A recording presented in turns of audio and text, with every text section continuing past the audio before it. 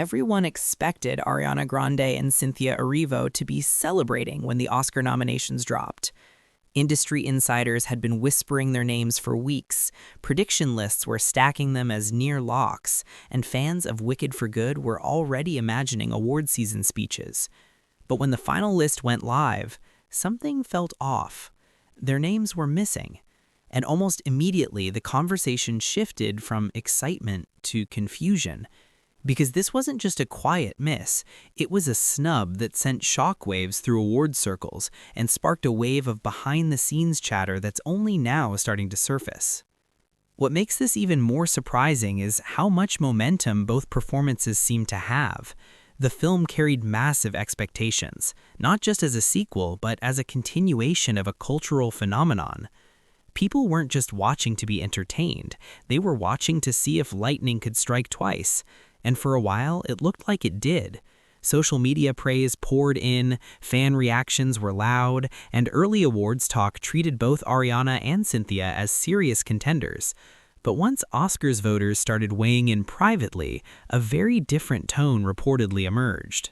According to multiple industry whispers, some anonymous voters weren't impressed in the way fans expected.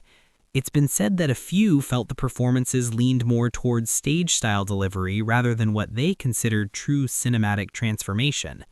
In other words, what thrilled theater lovers may not have landed the same way with voters looking for subtle, screen-specific nuance. These comments didn't make headlines right away, but within award circles they started spreading fast. And suddenly, the snub didn't look like a fluke. It started to feel like a message. Ariana Grande in particular became a surprising focal point of the criticism.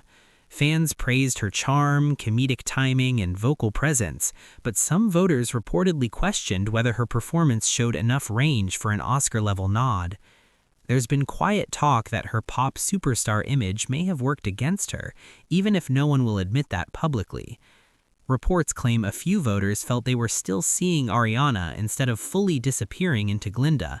Supporters argue that was never the point of the role, but in the world of Oscars politics, perception can matter just as much as performance.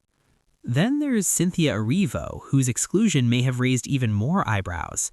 This is an actress with serious awards credibility. Many assumed her nomination was practically guaranteed. But rumors suggest some voters felt the sequel didn't give her enough new emotional ground to cover.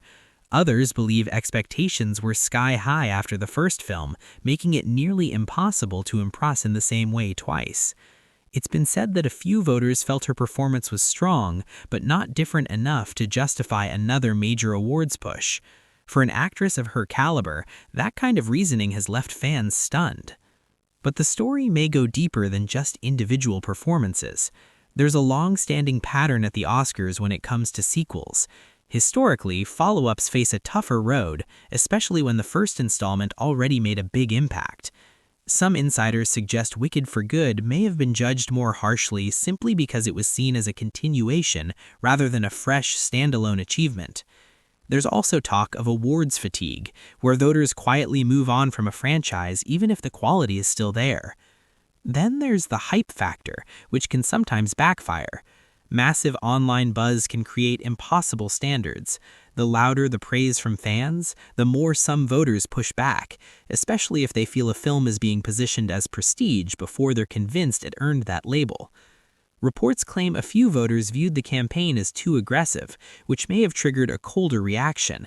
In award season, that kind of pushback can quietly influence final decisions, even if no one openly admits it. What makes this situation so fascinating is what it might signal about the Oscars moving forward. The Academy has been trying to balance mainstream popularity with traditional ideas of serious cinema. This snub may be a sign that despite public changes, some old-school thinking still runs deep. Big studio musicals with massive fan bases may still face an uphill battle when it comes to individual acting recognition, no matter how beloved they are by audiences. For Ariana Grande and Cynthia Erivo, this moment could end up being more about perception than performance. Over time, their roles may be looked back on more favorably than the nominations suggest. In fact, history is full of performances that were overlooked in the moment, but later recognized as iconic. And sometimes a snub becomes part of the story, fueling even more attention and discussion than a nomination ever would. In the end, this wasn't just about two missing names on a list. It exposed the quiet tensions inside awards culture, where popularity, prestige, expectations, and politics all collide. Whether voters made the right call is still up for debate, but one thing is clear: the Wicked for Good snub didn't just close a chapter, it opened a whole new conversation about what the Oscars really value and who gets to decide what truly deserves to be remembered.